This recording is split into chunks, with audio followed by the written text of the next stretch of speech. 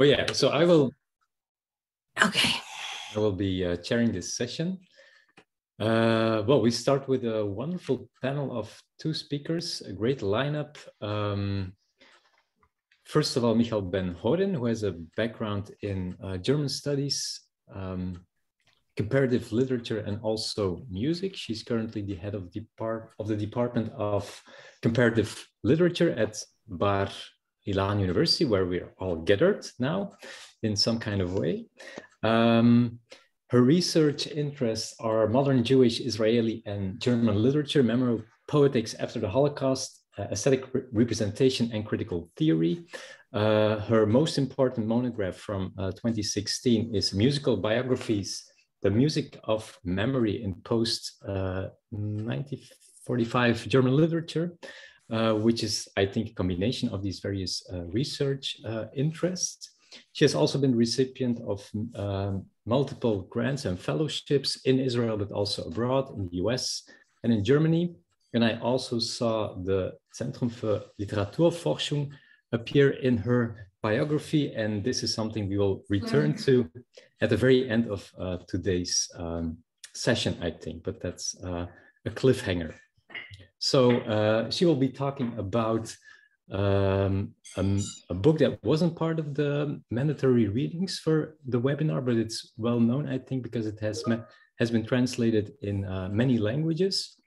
So it's a book, The Story of a Life, by Aharon Appelfeld, and the title of our talk is The Story of a Life, Aharon Appelfeld's Representation of the Holocaust. So, Michal, the virtual floor is yours.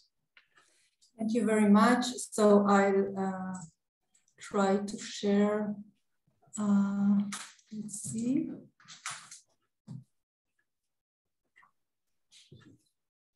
No, we don't see much, right? It's okay. It's okay. We see.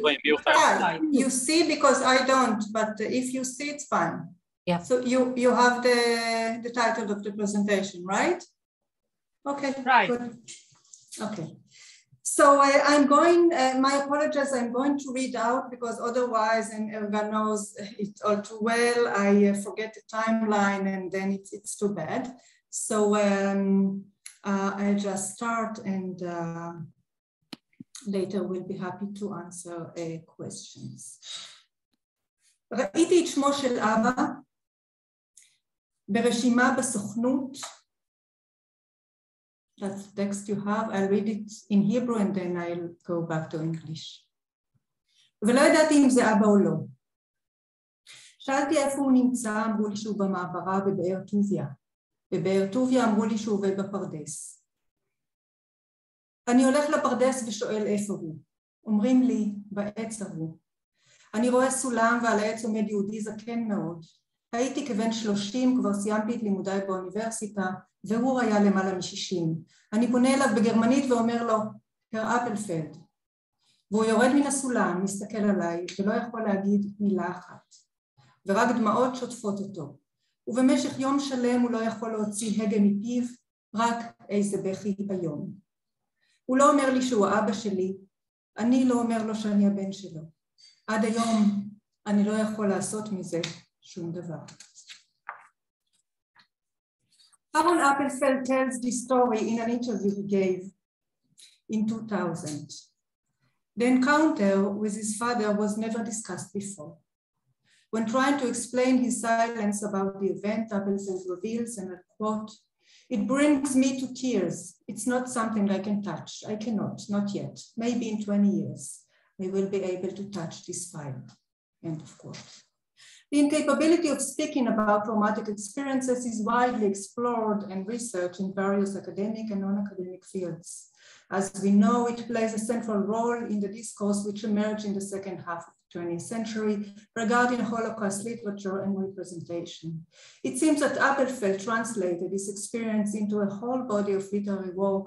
He continued to write in the 21st century while concluding, and I quote, "So far, I have written the first third," end of quote. Appelfeld's work, mainly prose, demonstrate a unique mode of dealing with the disaster. He challenged the boundaries between story and life, fiction and faction, the other and the self. It seems that Appelfeld sought to compensate the lacuna in the real world, so to say, the fire or wound, by imagining and inventing fictive worlds and poetic characters which embody parts of himself. And yesterday we spoke a little bit about fantasy, play, spiel, and all this around Freud's conceptions. As I will show, these doubles perform the process of becoming a writer in a search for appropriate words. They are figures of poetic language that testify to the catastrophe, not by telling about it, but rather by hinting at the loss which is already and not yet embedded before and after, zu spät and zu früh, thereby conveying the time concept of traumatic experience.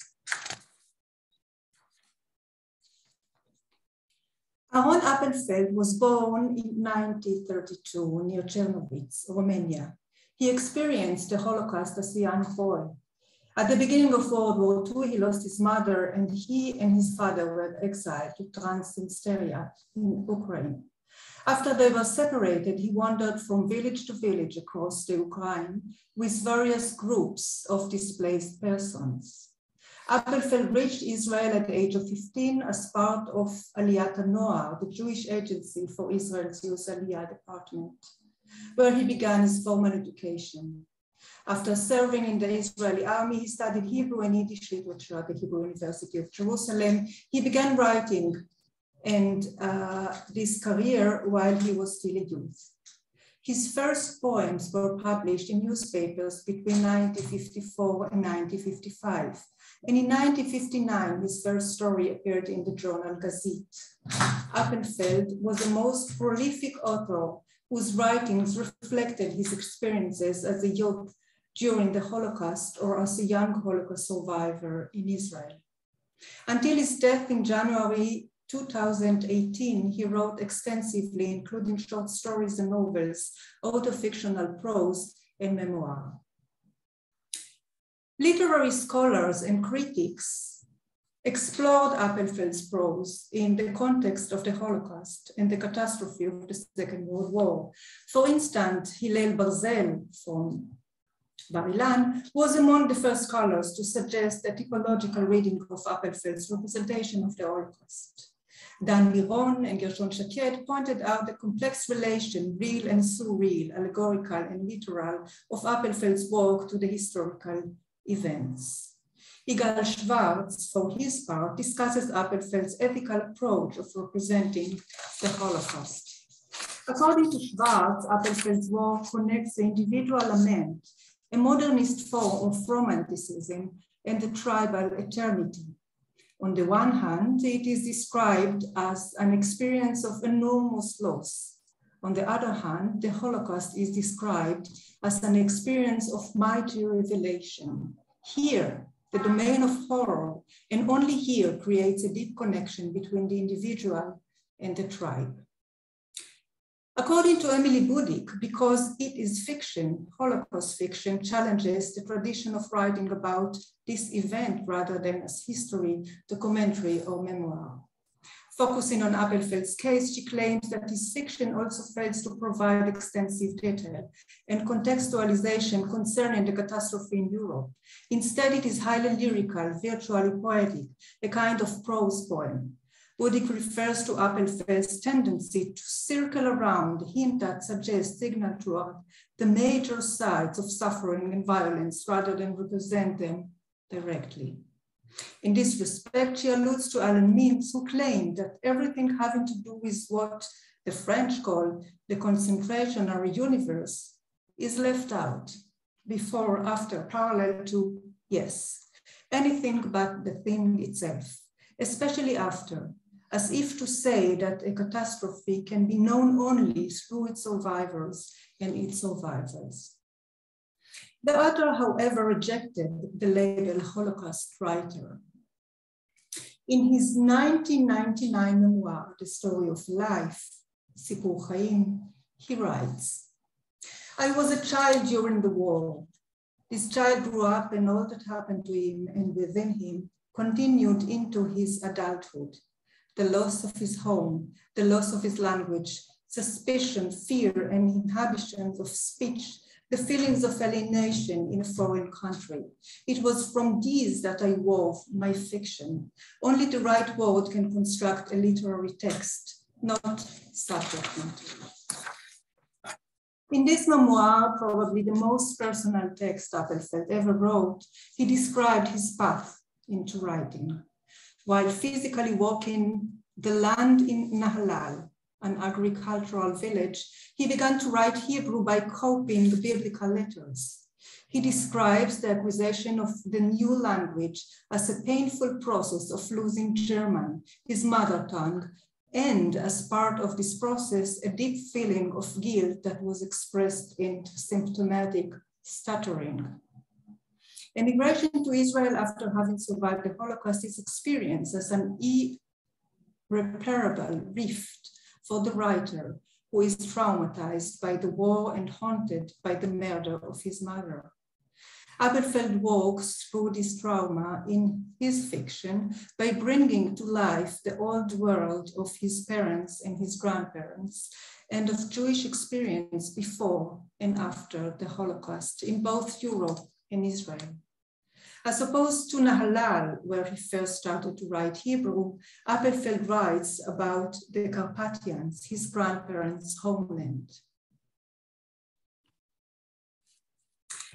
I come from an assimilated home that had not a trace of religious belief.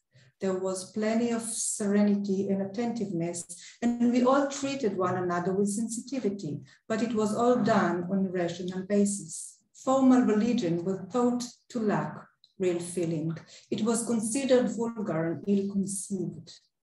I loved grandfather and grandmother's village, their spacious wooden house, the acacia trees growing next to it.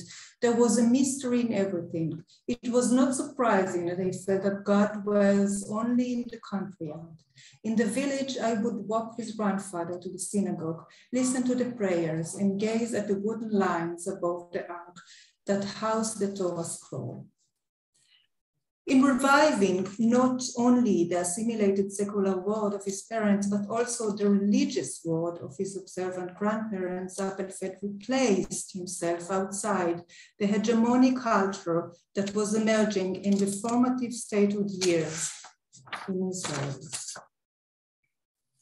During the late 50s, I gave up my ambition to become an Israeli writer and made every effort to become what I really was, an immigrant, a refugee, a man who carries within him the child of war, who finds talking difficult and tries to speak with a minimum amount of words.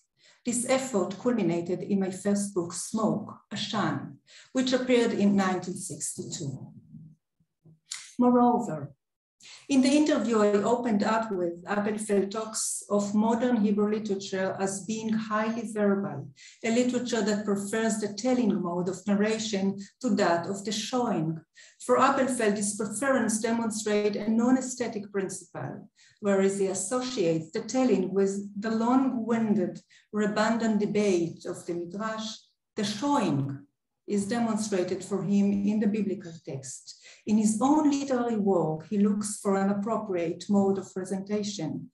The literary character he shapes, partially his poetic doppelgangers, manifest speech disabilities that hinder a classical coherent telling. Appelfeld writes about these words which were experienced in German among other foreign languages. His decision to write in Hebrew can be explained by the fact that he was torn from his parents and his mother tongue around the age of 8. However, an additional explanation that drove Appelfeld to look elsewhere was the need to find a new language alternative to those languages that for him, the child, betrayed human values. That which could not be expressed by the given or common modes of expression had to wait for the discovery of a new language, the biblical text, the fiction of Franz Kafka, and the songs or music of children who survived the war by living in the forest, as he reveals elsewhere. The memoir seems to open the way to a fiction that reflects on the act of writing based on the hybrid absorption of these languages.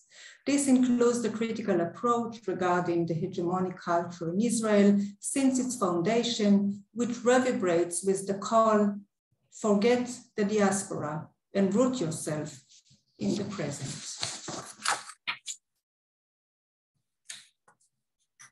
A Journey into Winter from 2000 tells the story of Kuti, the protagonist and narrator.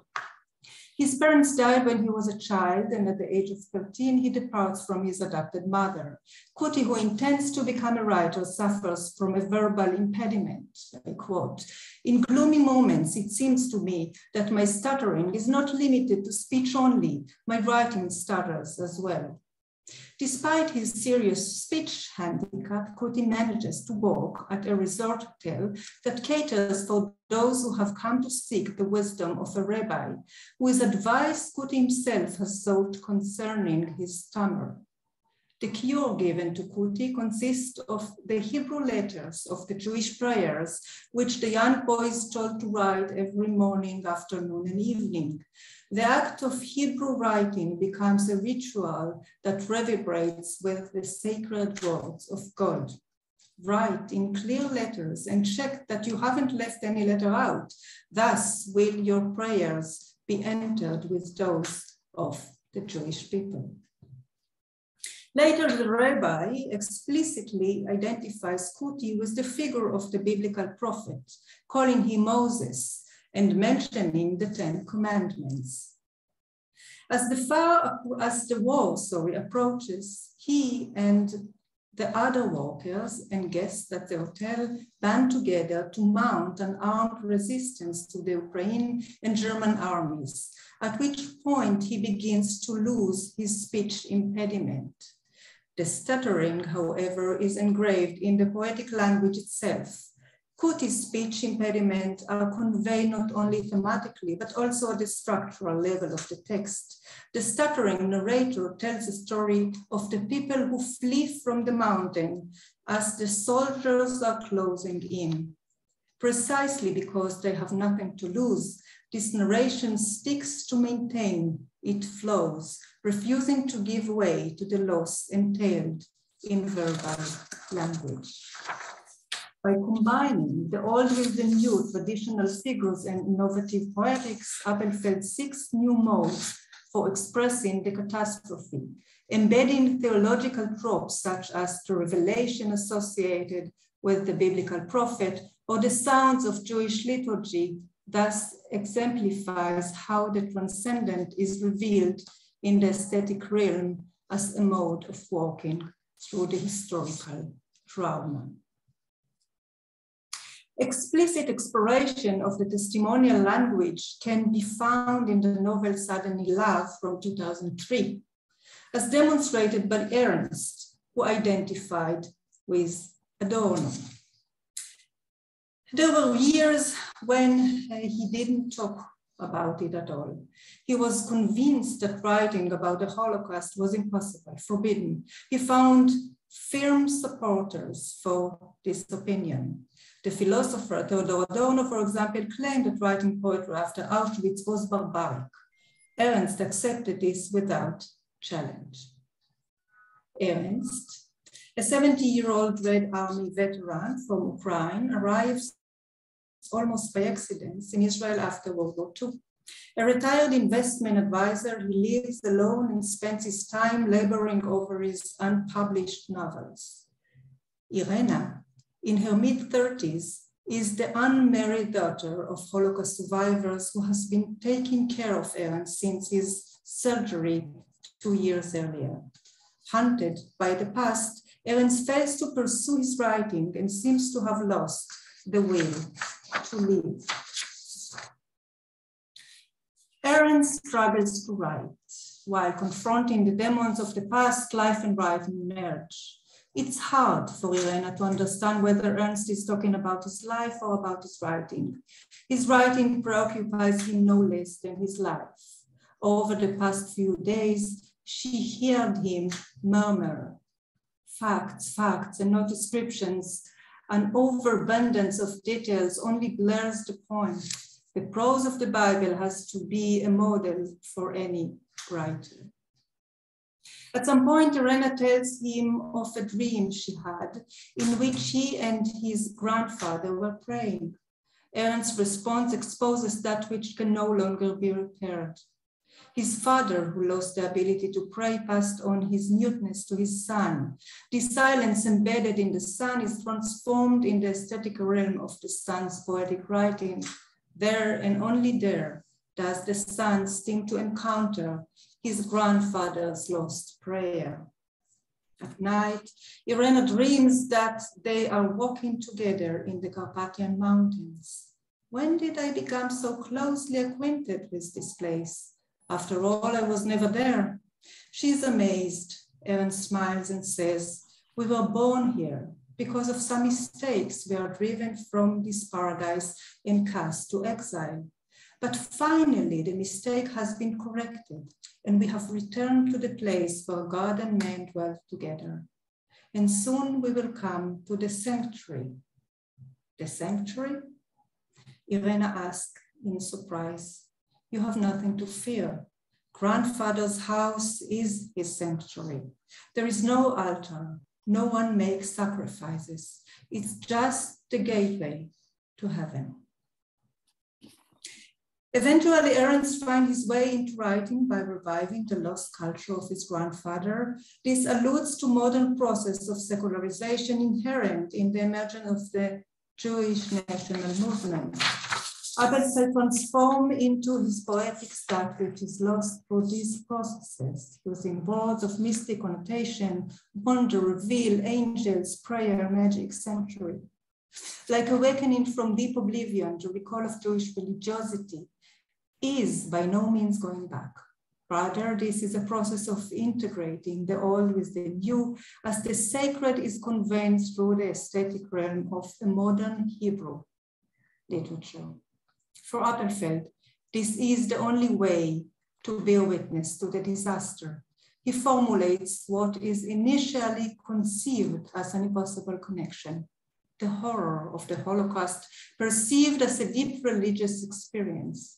Aware of this paradox, Appelfeld speaks about a void in which all new worlds were emerging in order to express that which was inexpressible. And the last example, an auto-fictional novel published in 2010. The Man Who Never Stopped Sleeping follows Appelfeld's road into writing. Breaking through the barriers, לפרוץ את השער, of the non-representable, the untouchable fire. Here as well, the act of writing, the creation of the literary work finally replaces the infinite sleep that reverberates with trauma and the mother's death. The Man Who Never Stopped Sleeping interweaves non-fiction with fiction in what looks like a Bildungs- or Kunstlerroman. The narrator, Ervin, a young Holocaust survivor, takes his initial steps toward creating a new life in the newly established state of Israel.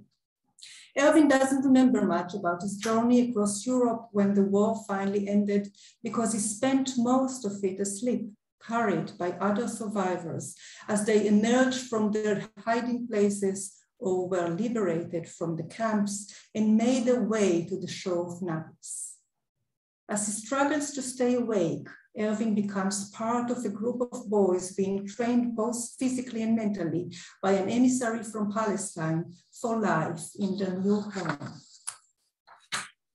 They are assigned to a kibbutz where they learn to tend the land and speak their new language. A part of Ervin, however, would not let go of the past. Waves of darkness carried me along and I moved forward. Where are you going? Oh, where are you heading? I asked myself. Home, I replied, surprised at my own answer. Only a few of the refugees wanted to go back to their homes. Everyone else streamed to the sea in trains and trucks. People knew what they wanted. I had just one wish, to return to my parents. When he's wounded in an engagement with the snipers, Erwin has to spend long months recovering from multiple surgeries and trying to regain the use of his legs during this period. He copies passages from the Bible in his new acquired Hebrew and takes his first steps as a writer. The novel sheds poetic light on two intertwined issues: the issue of negation of exile and Appelfeld's search for the precise expression of his traumatic experience. Thus, when lying in hospital, he asks for Hermann Hesse's Siddhartha. The book he wishes to read is part of the corpus of German literature that also embodies his parents' cultural world. It takes him a while to realize that he's not going to get the book. German culture is taboo in the new Jewish land. Similarly, he is required to use the Hebrew name Aharon instead of the foreign name Erwin. So he changes his name as well as his language. He abandons German in favor of Hebrew, which also becomes his language of writing. The narrator describes a deep feeling of betraying his parents when he chooses to write in Hebrew instead of German, as repeatedly conveyed to Appelfeld's memoir. My mother and her language were one and the same. Now, as that language faded with me, it was as if my mother were dying a second time. Ostensibly, the battle for Israeli identity was over. Appelfeld's literature, however, demonstrates the opposite. By making the choice to write in Hebrew, his act of rejection began. And here Kafka, the third leg, so to say, comes or enters the picture.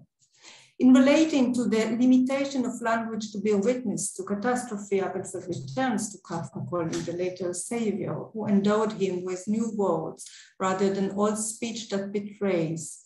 In Kafka's use of language, German that listened to Yiddish, Hebrew, and Czech, Appelfeld found contradictory doubt and deep longing for meaning. Appelfeld, out of fictional novel, describes the complex relationship between father and son. The father who struggles to find a true, genuine mode of expression involves Kafka's book as the only possible way of writing. In the father's view, Kafka broke away from the restrictions and barriers of expression, which is what the father demands from his son to succeed where he himself failed. The narrator apparently repays this devotion in the final pages of the novel. When he re-encounters his mother in a dream, telling her that he broke through the barriers. The novel's author, however, did not. Like both the gatekeeper and the man from the land in Kafka's parable, not only does he stand in front of the barrier before the law, but he also keeps it from falling by rebuilding it with every sentence.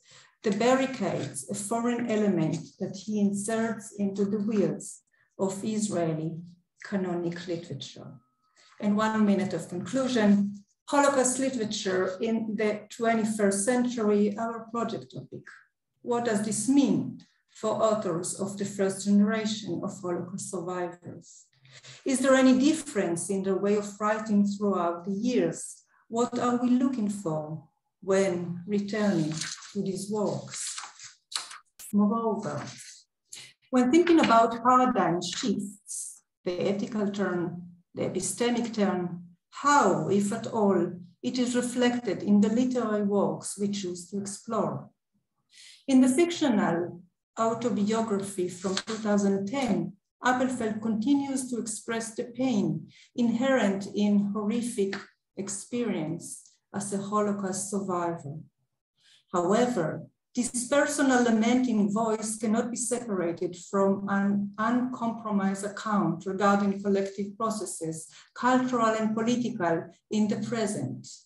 In that sense, the autofictional novel works against internal and external censorships.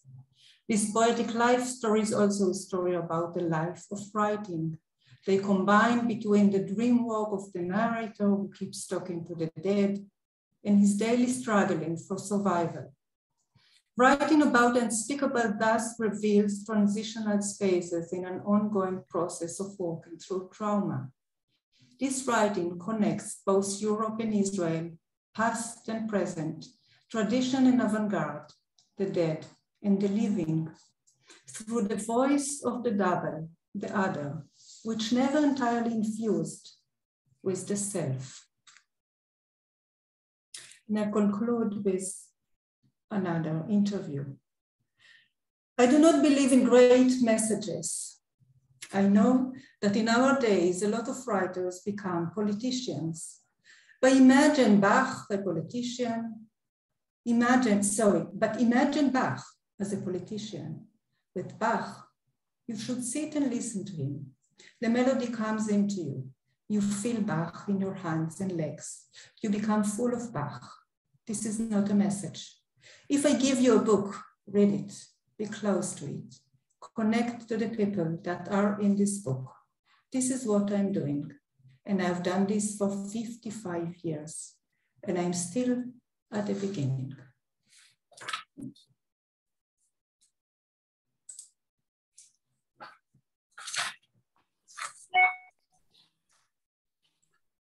Okay. Thank you very much, Michal, for taking us along on a fascinating trip through the life and writings of Aharon Appelfeld, which indeed offer very interesting example of Holocaust-related life writing. We'll take questions after the second presentation, which will be given by Erga Heller. If I remember well, this is already your second presentation, and you have been introduced already yesterday, so actually, you don't need to be introduced because we know you very well. Together with Roman Katsman, you're of course the driving force behind this webinar. Yesterday, you talked about children's lit and picture books. Today, you will shift focus to adult fiction with a talk entitled "There is No Escape: The Creation of a Survivor in Contemporary Israeli Holocaust Novels." So, Erga, the floor is yours. Thank you very much, Kris, and thank you, Michal, for your very interesting paper. I think it's very good that we are together because I'm going to show something else. My paper deals with fictional state of mind in which the protagonist builds or rearranges his or her identity in an autobiographical narration act. The identity of a Shoah survivor emerges from the dark corner of his or her mind as an answer to his or her dialogue with the past. As I demonstrate here, the fate of being a survivor is a sort of total and holistic fate one cannot escape from. As the site, there is no escape. This is Dvoriv's word from Corner People by Esti Gimel Chaim. But this is not the first time that the survivors are not really survivors. Our Holocaust, that was written by Amir Gottfreund and published in 2000, was the first 21st Israeli realistic novel that alternates the possibility of adopting an identity of a survivor by a non-survivor, a notion that is a well-known motive in Nava Semel's semi-autobiographical, semi-fantasized writing.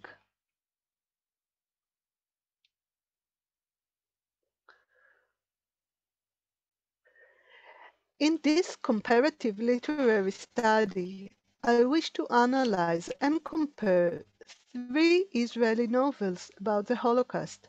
I am at revealing the construction mechanism of the protagonist's identity as a Holocaust survivor within these novels and studying it in a wider cultural and historical context. Therefore, today I'm going to introduce you 3 novels that were written by 3 different authors from different personal and professional backgrounds.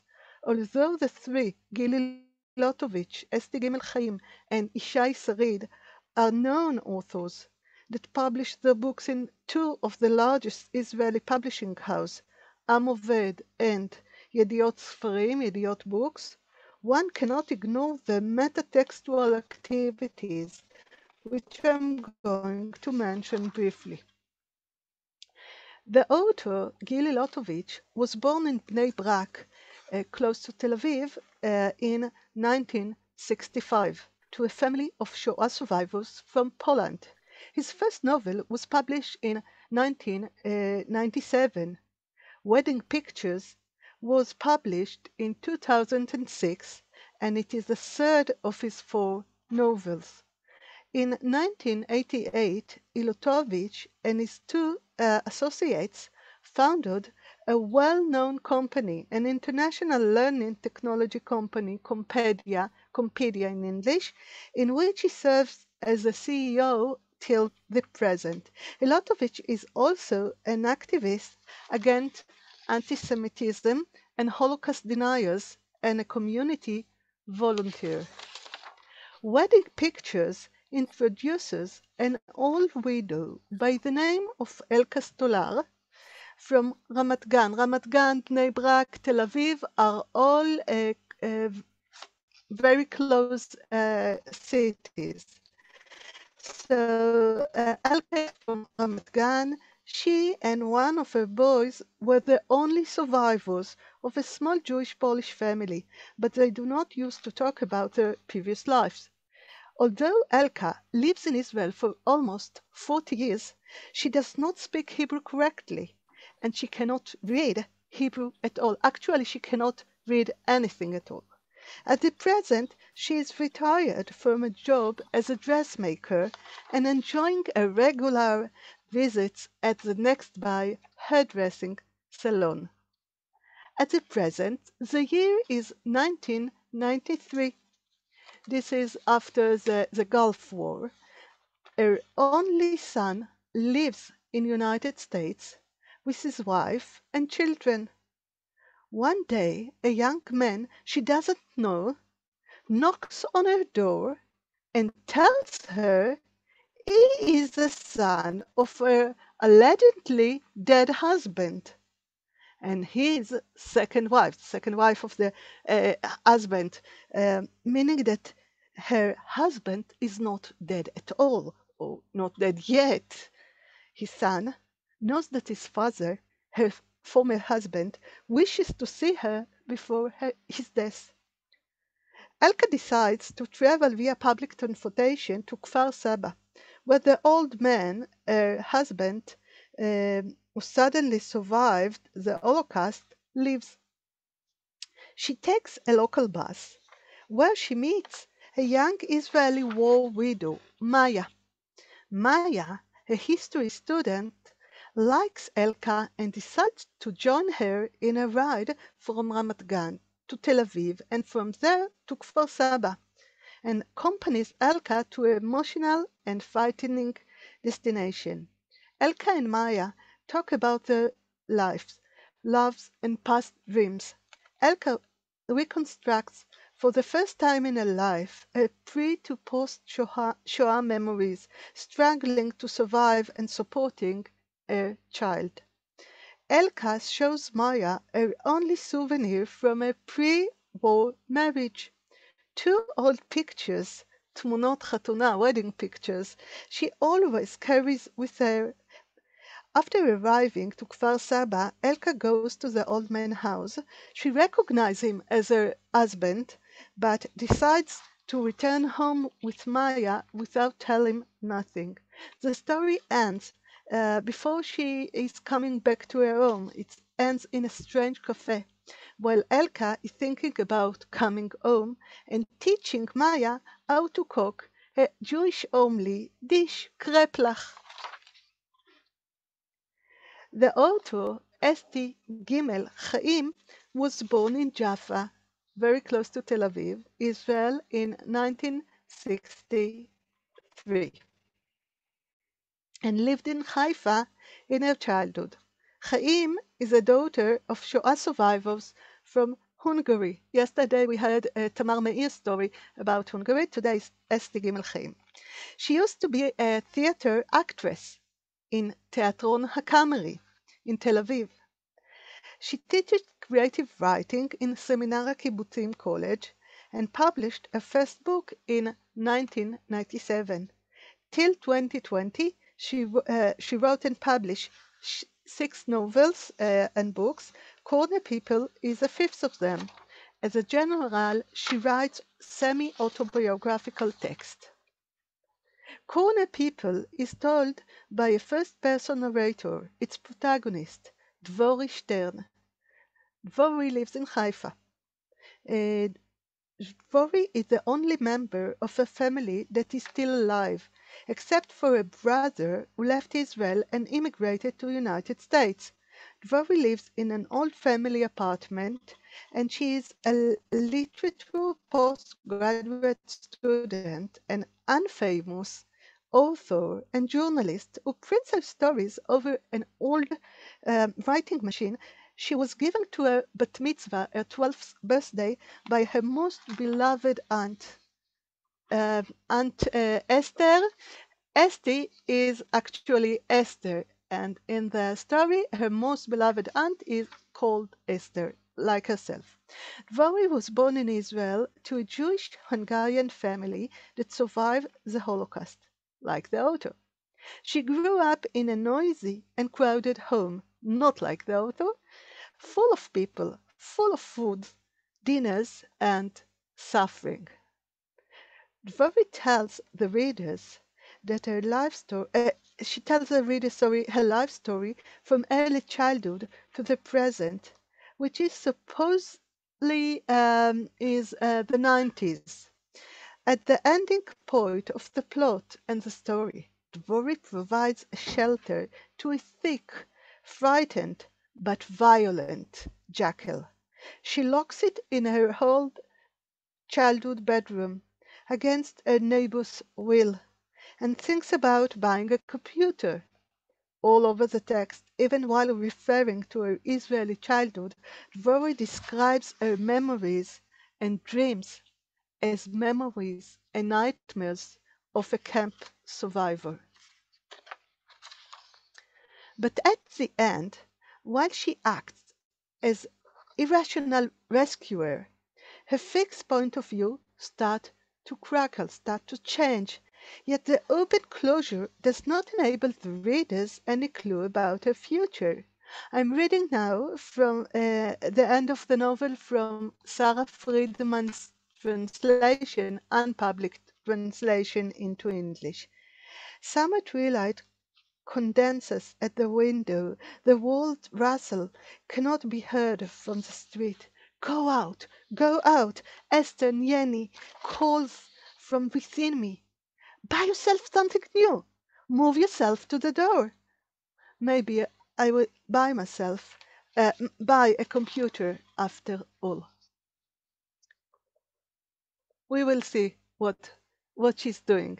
Ishai Sarid was born in 1965 in Tel Aviv. He is the son of the late Israeli politician, education minister, Knesset member, and peace activist Yossi Sarid. His wife, Rachel, a critical care pediatrician, is Yael Dayan's daughter and Moshe Dayan's granddaughter. Alongside his celebrated writing career, Ishai Sarid is mainly a lawyer, attorney, and publicist. He published 6 novels since 2000. His last one, on 2020, The Memory Machine, is his first novel. In Memory Monster. In Memory Monster, we have a twisted end story, written as an unfinished letter or a report from the narrator to Yad Vashem Museum chairperson, who is a narrator supervisor at work. There is a small difference between the original text and its translation into English and other languages, to whom I will refer later.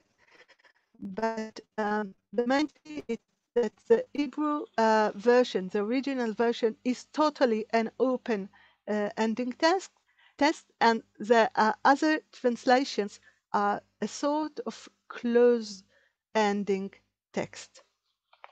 The first-person narrator is the protagonist of the plot, but the readers do not know his name as a result of this writing format, a letter or a report, unfinished one. The narrator of Sarit's novella is a young Israeli Holocaust historian that must live in Warsaw due to his work as Holocaust private tour guide. Although he is married and fathered a son, his small young family stays in Israel, and the children in his son's kindergarten often bully him, a fact that does not worry the father, the narrator, anymore as the time passes on.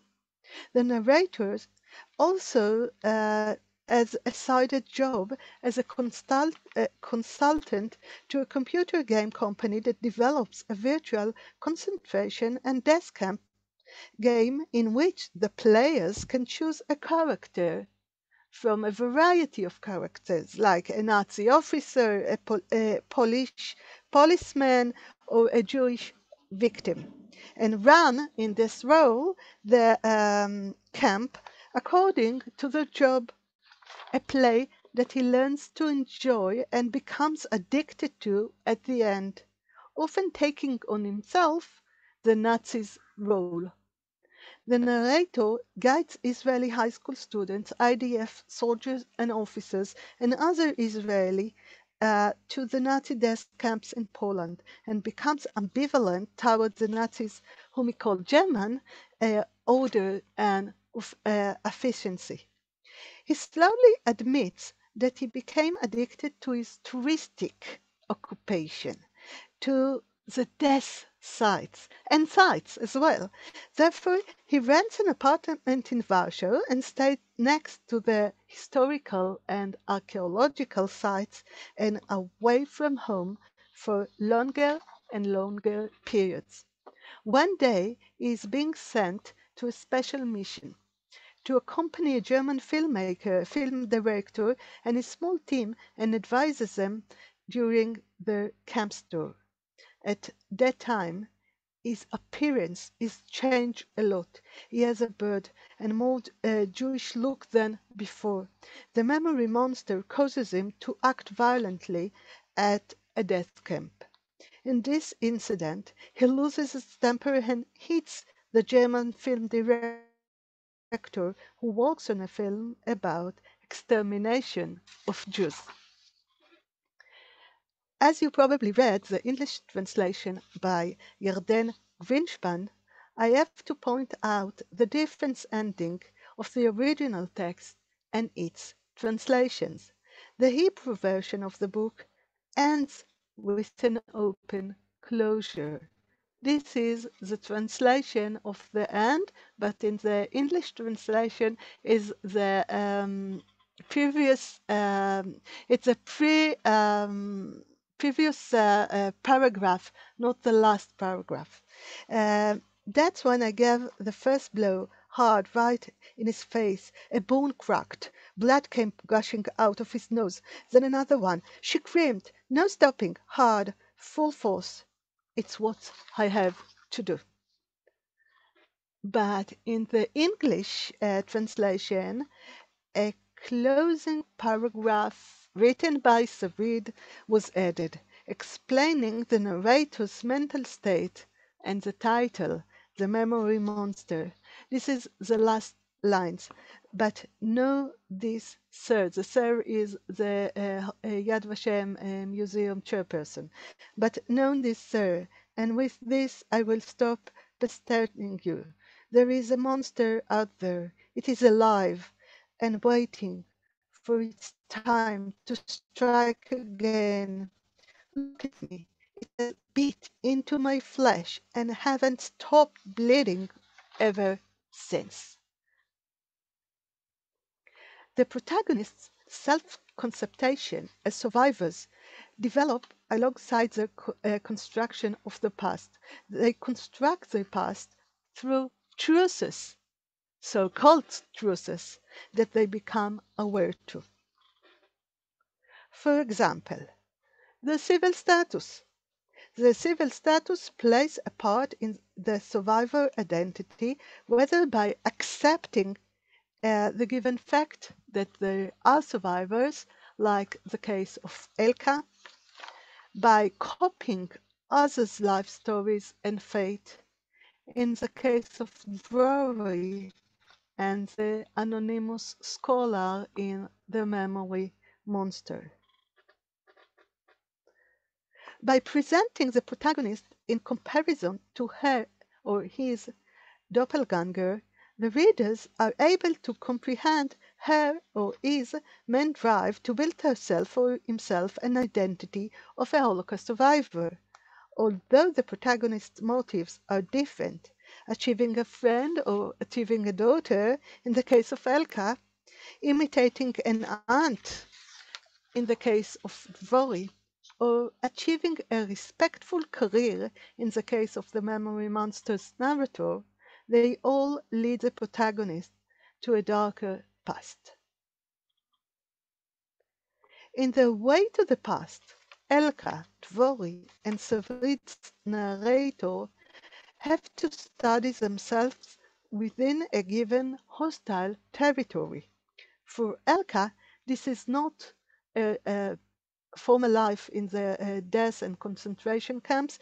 This is the unknown way to another city, Israeli city, in which an unwanted truth may emerge.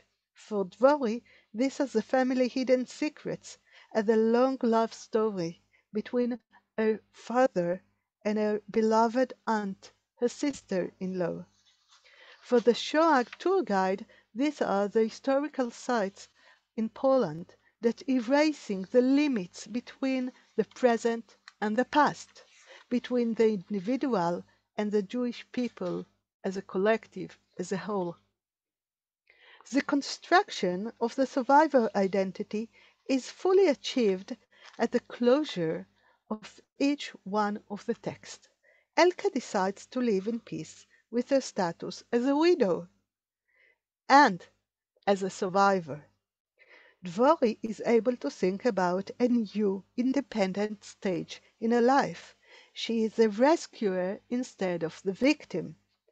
She considers using a computer instead of a very old, from the 40s, writing machine. She is ready to leave home in order to buy herself a computer. Yet she still serves a sort of a living collective memory of the Holocaust of her family. And the tour guide becomes monstrous as the Nazis after ambiguous feeling towards their success. Home, both as a team, an idea, and a place, is a major player in the construction of the identity along the plot. Being homeless is a common characteristic of Shoah victims. Therefore, only old Erga, the true victim, accept herself at last, can return home. Dvory tries to leave home through a bizarre act of rescuing a wild animal and her first thought of the future instead of the family past. Savrit, young man, already left his home, left his family and his homeland in favor of the past and the enemy. Hence, he loses his mind at the end. The three texts, Wedding Picture by Gili Lotovic, Corner People by Esti Gimel Chaim, and The Memory Monster by Shai Sarid, represent the contemporary Hebrew Holocaust literature of the 1960s Israeli-born generation. And this playground is not connected to yesterday's presentation, but to this presentation, because Amir Gutfreund, first scene of the two kids playing in the wood and suggesting that they will be Holocaust survivors, and also a scene of children that it intending to be part of the Shoah. We can read such scenes in all the three novels. So reading the stories enable us to understand the complexibility of the Holocaust in this generation writings. Lotovic, Chaim, and Sarid depict protagonists that are haunted by the Holocaust, while Lotovic's old Erga can run from awful memories into a better and tranquil future because she can leave her past behind. Chaim and Sarid's heroes cannot act like that because they are from a younger generation who was born into such a reality and cannot escape from. There is no difference between Dvori, the second generation, and the tour guide that only wanted to make a living for his family. The national ethos and the Holocaust collective memory already sealed their sanity and fate. Thank you.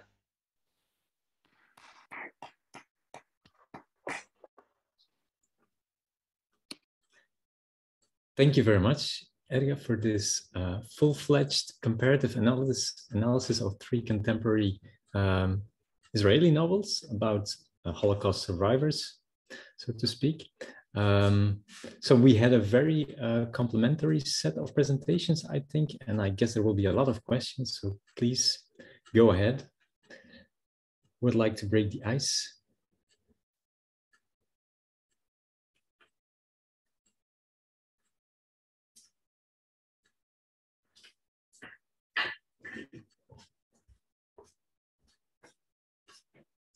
Yes, Michal. Can I ask you guys something? The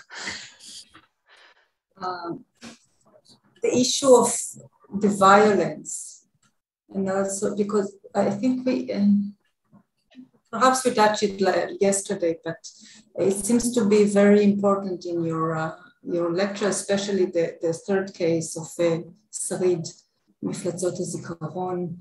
And when thinking about violence in the context of the Holocaust, now how do we represent the issue of the violence, and at what extent can we keep it away from, you know, like the fascination of the violence, which interests me in this context.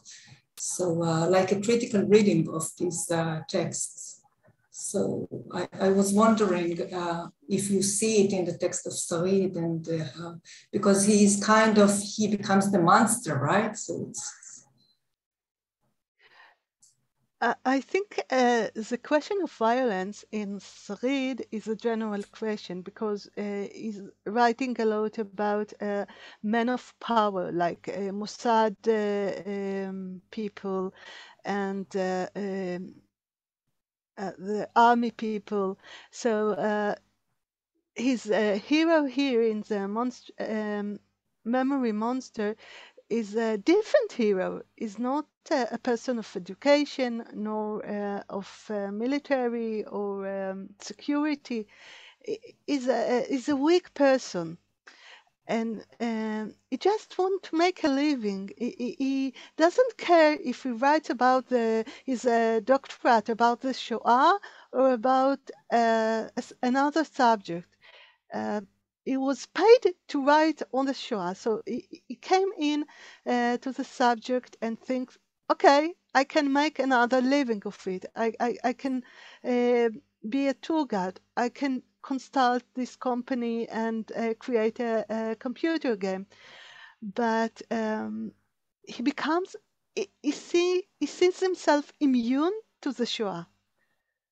But he's so vulnerable because he keeps seeing all the sides over and over and over and over, and he tries to get over it by taking the Nazi side, but then is another victim after all. So the act of violence is an ambivalent being. He wants to be strong and is weak. He wants to be righteous, but is wrong. He wants to be non-violent, but he understands that in order to survive, he must be the strongest man in the world. And being strong is being violent, not being smart or learn from the past mistakes. So I think this is a very different novel in Sarid writings, and the fact he becomes violent, like the jackal in Esti Gimel Chaim, is just to construct, to make a construct, איך אומרים? difference, to make a difference, strong difference between the one he becomes to the man he was. That's what I think.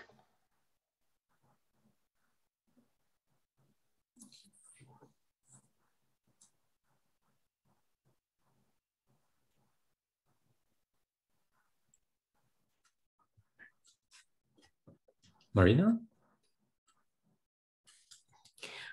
Thank you so much. I mean, incredibly interesting presentations, but I started to think about the genre definition.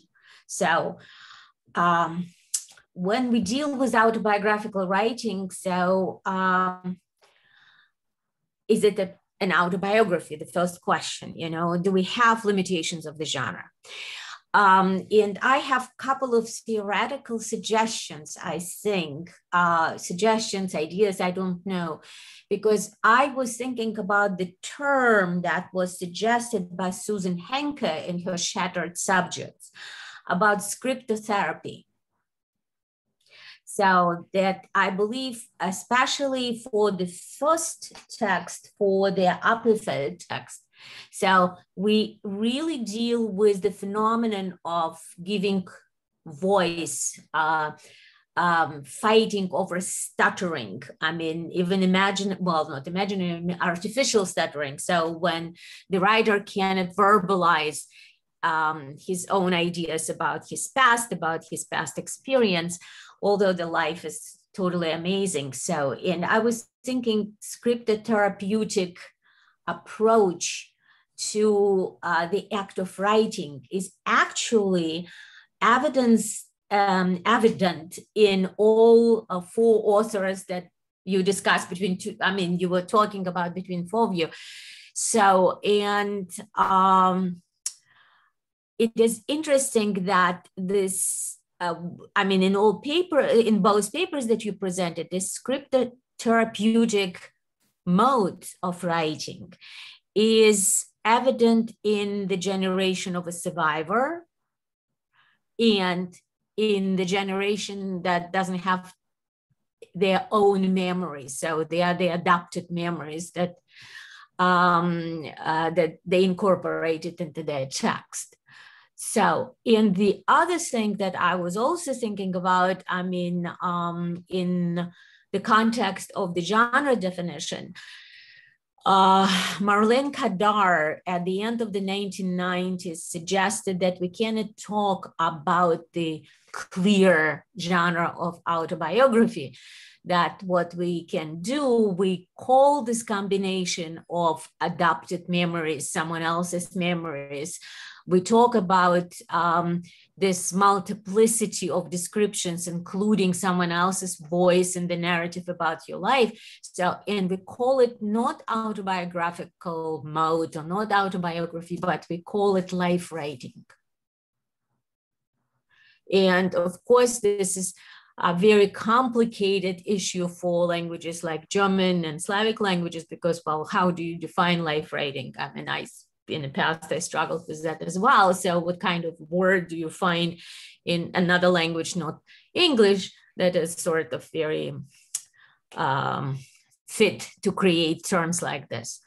But maybe autobiographical writing is not, or autobiography is not something that I would use as a genre definition for the text that you have discussed. It's just a side remark. I'm thinking, but thank you. I mean, a lot of thoughts and a lot of ideas after that. So thanks. Thank you, Marina. If I can refer in shortly, Esti Gimel Chaim writes about her life, really her life. Her life. Everything she is telling in her stories happened to her or to someone from her first circle family. So it's sort of semi-autobiographical, but I accept what you have suggested. This is a life story. Thanks. Yes, thank you very much for really making me think about the whole issue of the genre, of course. I was trying, I think, to stress more than defines the lines, but rather to stress the way we, or the writer crosses them. In a way, so I was trying to use all the time, you know, the life and story, life story, the story of a life, you know, the title Appelfeld uses in his memoir, writing in life, Dichtung und Lebens, if I think about, you know, Goethe's biography or autobiography, and which brings me back to the whole issue of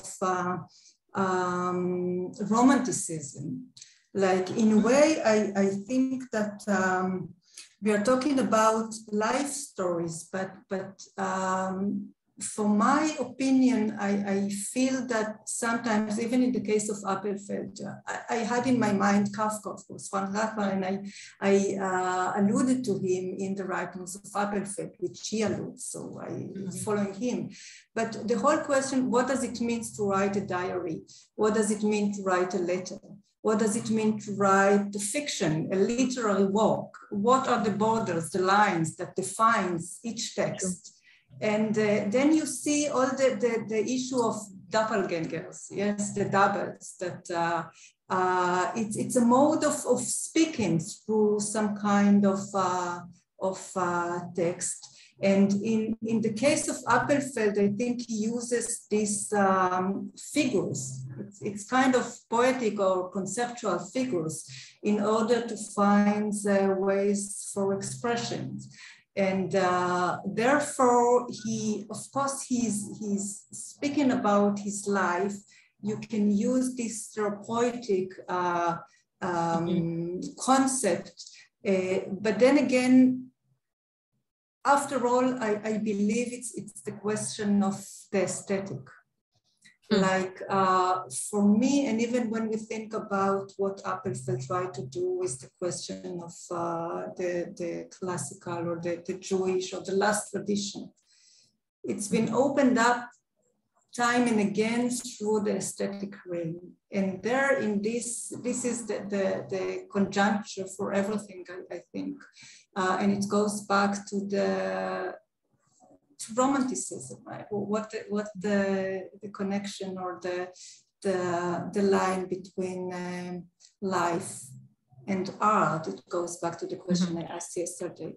So they use the need to represent traumatic experience around these conjunctions between life and and you use Künstlerroman as one of the opportunities.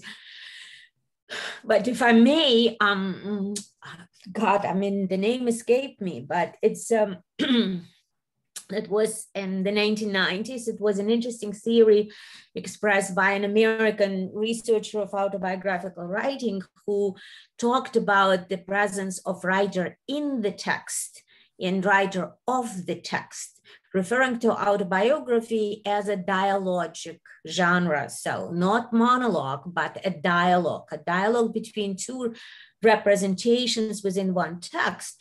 So, and I think your case is absolutely I mean, I have to see the text, of course, you know, but and of course, this is terrible talking about not reading the text, but I was thinking that in your discussion, I mean, this dynamics between these two eyes, the writer of the text and the writer in the text, is absolutely crucial, because one replaces the other. The mobility, the dynamic, so is incredible, because you see Appelfeld commenting on Appelfeld, inviting Kafka into the picture, inviting any borrowed memories, you know. I mean, this is such a rich text that you can look at from so many different angles. Yeah, I mean, he needs the other in order to speak about himself. That's the Thank you.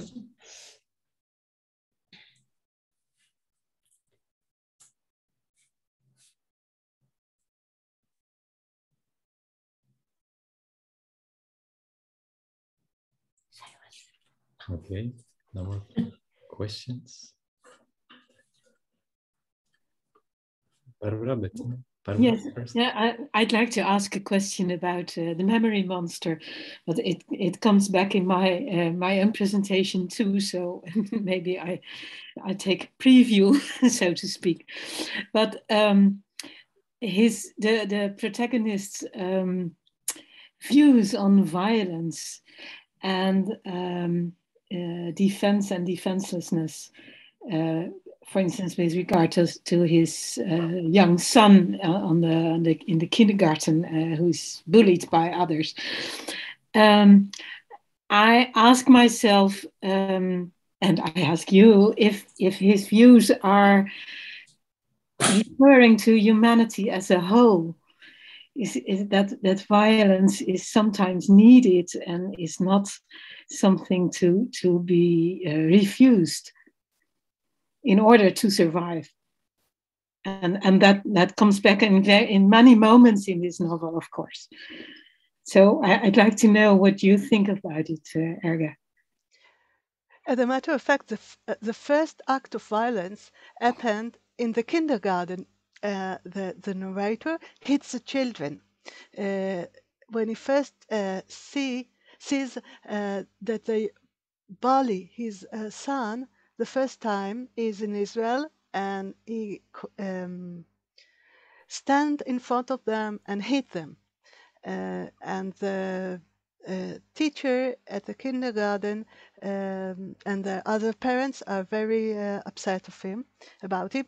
And from then he becomes a sort of, you know, it's not like to be apathic. It's not apathic, but he doesn't care what happened to his son, what happened to his wife. And we can see how the monstrous feelings are built within himself.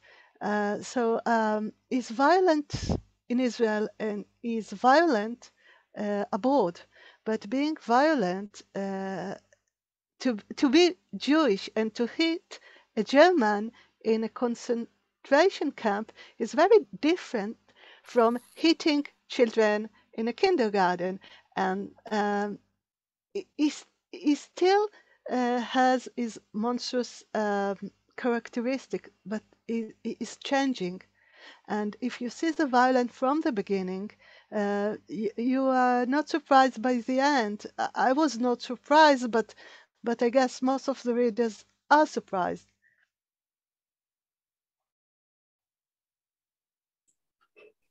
Yeah, thank you. Okay.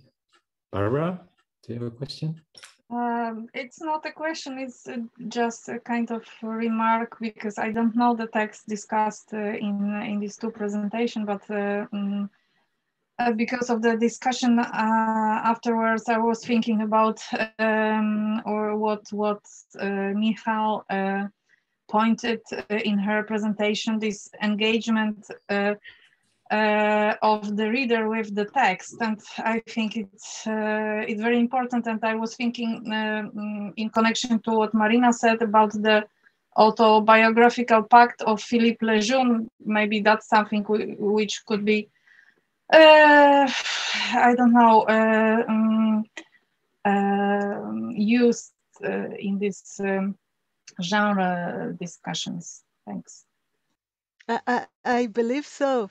As a matter of fact, my PhD thesis in the 90s was partially about Appelfeld, and I used Leuven in order to write about him. So I answered, and not Michal, because it's really I think you are right.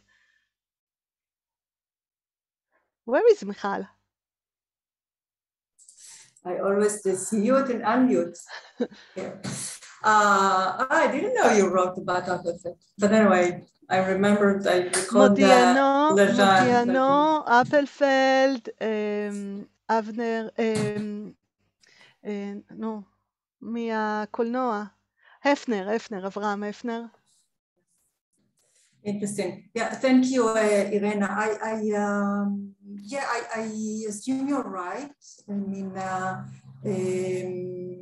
and then again, in a way, I was kind of thinking more instead of theoretical tools to work with the text. I was trying to read and listen to Appelfeld himself.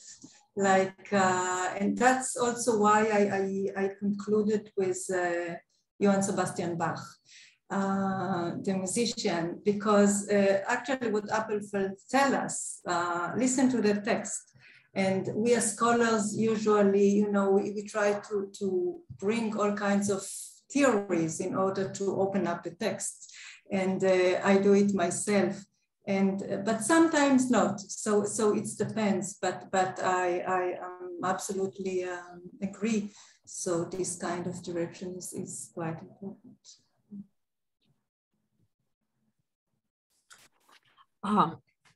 May I ask a question? Yes, of course. Yeah, Michal, this is so interesting because, the mentioning of Bach, I'm thinking, again, I have to see the text, but in your presentation, it is sort of, Bach is polyphonic. We're talking about polyphonic forms. So we're talking about many voices that were incorporated into one narrative. But I don't know from your presentation, as I understand that this is the single voice that dominates the entire narrative of his Appelfeld's life. So don't you think that this comparison with Bach is a little bit out of the realm of the narrative? It's a question. It's a very good one because, on the one hand, I'm trying to convince you that it's about polyphonic counterpoint texture. Mm-hmm. And on the other hand, Appelfeld himself sometimes, he's against telling rather for showing, but sometimes he doesn't stop to tell. So it's kind of paradoxical. Mm-hmm. But I do believe, the thesis was actually it came from music, and but here for this conference I wanted to present something else. Mm-hmm. But the thesis was that his literature is kind of like musical poetics. And he uses music. I took it also from what I've done with the German writers, not Jewish at all, but not survivors, but rather belong to, that's for the next session, the perpetrators. But I found out that those writers sometimes need music in order to express what is inexpressible, right? The unsayable, etc. So in the context of Appelfeld, if we go back to this example, it was, first of all, he uses all kind of musical concepts, but also the language. Like when it stops being semantic and started to be semiotic language, it has to do with the silences. It has to do with all kind of semiotic successions that we don't understand what does it mean, but we have to listen to it's more like in the Hebrew. I didn't have, I didn't bring specific examples here for this kind of claim, but it's part of the discourse about Appelfeld's work. So there is the issue of musicality in his language as well. And according to your question about the polyphonic aspect, so that's what the German does to the Hebrew. It's kind of contradicting, interfering with the Hebrew as a monolithic hegemonic culture. That's what I was trying to claim. I didn't have the time to show it, but in a way, this is at least, you know, we're talking about 2020, but in the 50s, the 60s, there were certain modes of writing Hebrew literature, and Appelfeld was an outsider, and there was the question, why was that? And it was like a counterpoint, like another voice. And he didn't want to give up this other voice. This other voice was very important for him to express himself through the other voice. So that's what I was trying to do. That's polyphony. Thank you. May I ask the maybe last question? I don't know. Well, Sławek is also waiting, and Daniel as well. But well, go ahead. We still have some time left, so.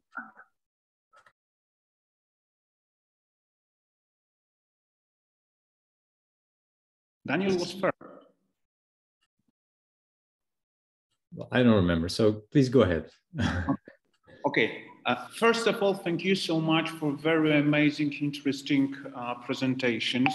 It was really very, very interesting, and I have known a lot about Hebrew literature, and I'm very interested in your opinion about it. What is, in your opinion, the most interesting, the very new in Hebrew literature? What is the most important in the context of these literatures, which we were talking about during our seminar in Lublin and in Antwerp during our webinar. I'm very interested. What, in your opinion, is the most interesting and very new in this literature in the context of Holocaust and new matters of showing the Holocaust? Thank you. I think just a quick response. We haven't dealt with it at all. We were kind of thinking of doing that, but in the end we didn't. The group that was kind of discussion was regarding the materials. The representation of or the voices of the North African writers, I think it's something that didn't come yet to our discussion, but we see it like writers, Yossi Sukari, for example, who wrote a novel about this experience. And I mean, we know Aleph Bet Yoshua is a very prominent writer, and he speaks about Greek, for instance. But Yossi Sukari speaks about the experience of the Jews from Leuven. No, so in a sense that I would see as something new to this field in a way. Yeah, Erga. This is a book Michal has talked about. This is the only novel for adults. Additional to Nava Semel's Chaviv El Flying Away from Yesterday. They are the only ones about the North African Shoah. And this is a lack in Israeli literature, of course. But I think the Israeli Holocaust literature was very different from other literatures, and what is translated into Hebrew is very similar to Israeli literature. We are not open to all the variety, and I think that this may be the next move in the Israeli enlarged literary system. Thank you. Okay, Daniel, do you still have a question? Yeah, just very quickly. I'm very impressed by these presentations with your knowledge and sensitivity for the material. And like Slawomir, I was thinking also about not just the complementary nature of the more recent work that Erga mentioned, and if we can say classical Holocaust literature that Appelfeld represents of not that long ago, but a past generation, and how the search for Holocaust or Israeli, a survivor identity has been a through line, a common denominator, both in the somewhat older work that Michal mentioned, and obviously the contemporary work that Erga was discussing, trying to project a certain persona that was absent both for Appelfeld, which really was his parents' identity, and was missing in himself. And this is something that one can see not only in Appelfeld, but also in Dan Pagis and all those members of that generation.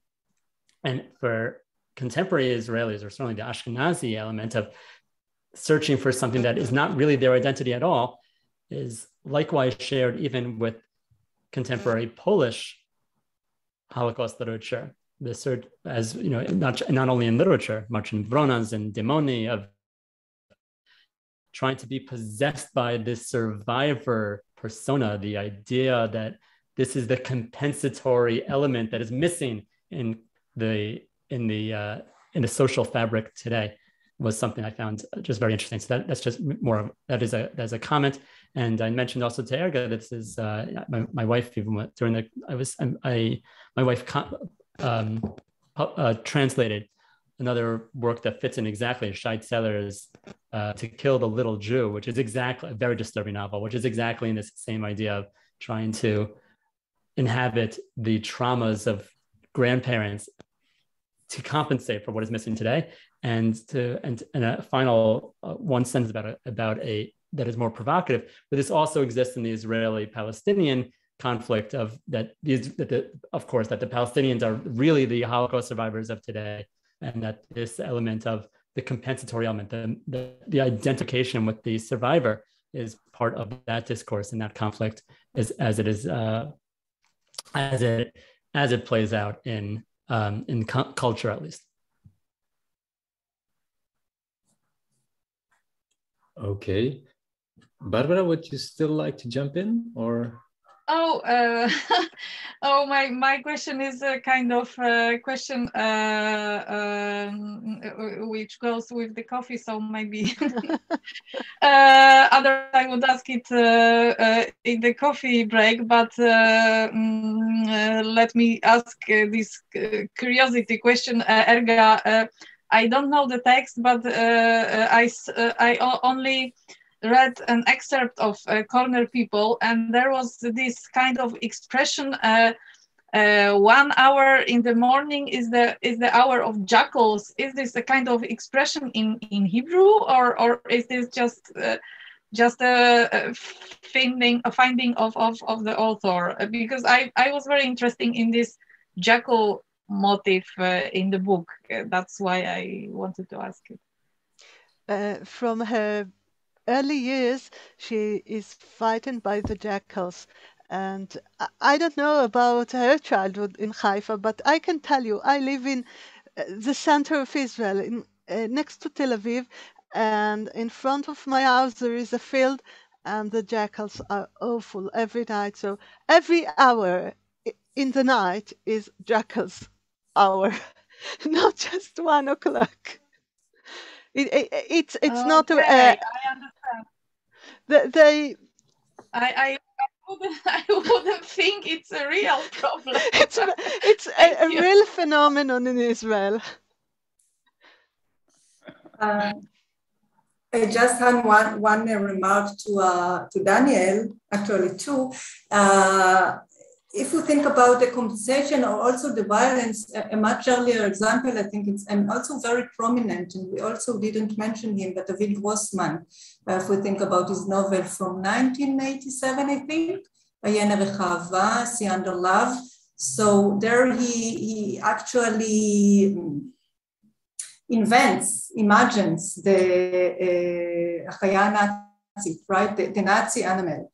And it kind of walk together with the whole issue of stereotypes and Jewish self-hatred. And so there is a lot of material there as well, and it started already in the 80s, at least in the 80s. And it's really part of the discussion when we speak about this victim perpetrator and all these psychological, psychoanalytical mechanisms. And the other thing is about intertwining narratives or mingling narratives. And Daniel mentioned the sikhsukh, so to say, the Jewish Palestinians questions. And I think that for me, and another poet, which whom I thought to bring into our discussion, but in the end I didn't, what he does, he died 2 years ago, but in a very recent stage or late stage of his creation, he started to speak, and he himself, his whole family was murdered in the Holocaust. But in late years, he started to speak through these kind of prisons and to see the violence here and there and to connect between different sorrows. And I think it's also part of the discussion that we would have to deal with in the future.